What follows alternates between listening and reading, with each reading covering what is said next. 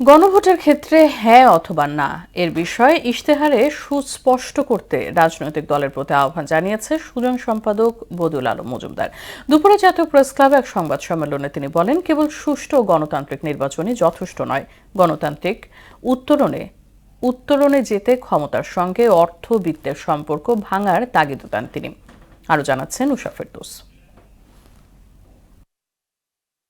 গেল ১৬ বছর আওয়ামী লীগ শাসনামলে সাংবিধানিক প্রতিষ্ঠানগুলোতে একনায়কতন্ত্র কায়েম করা হয়। বিশেষ করে নির্বাচন ব্যবস্থায় হস্তক্ষেপ, জনপ্রশাসন ও আইন শৃঙ্খলা বাহিনীকে দলীয়করণের কারণে ক্ষুব্ধ সাধারণ মানুষ। তাই ৫ আগস্ট পরবর্তী প্রেক্ষাপটে দাবি ওঠে রাষ্ট্র সংস্কার সহ সুষ্ঠু নির্বাচনের।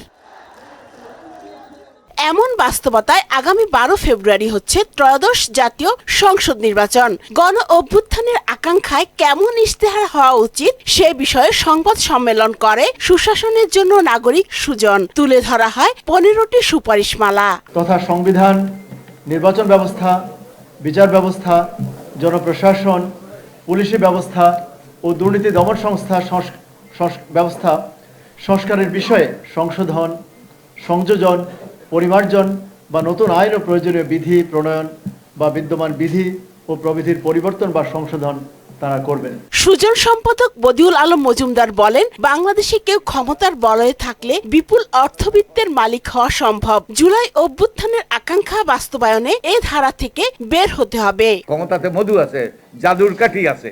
তো এই আমাদের রাজনীতিবিদদের কাছ থেকে আমরা জানতে চাই, তারা এই ক্ষমতার যাওয়ার মাধ্যমে যে অর্থবিত্তের মালিক হওয়ার যে সুযোগ, রাজনীতির ব্যবসায়ীকরণ, ব্যবসায়ের রাজনীতিকরণ, এটার কিভাবে অবসান ঘটাবে, এবারে আমরা সুস্পষ্ট অঙ্গীকার দেখতে চাই। গণভোটে রাজনৈতিক দলগুলো হ্যাঁ নাকি না এর পক্ষে তা ইশতেহারে সুস্পষ্ট করার দাবি জানান তিনি।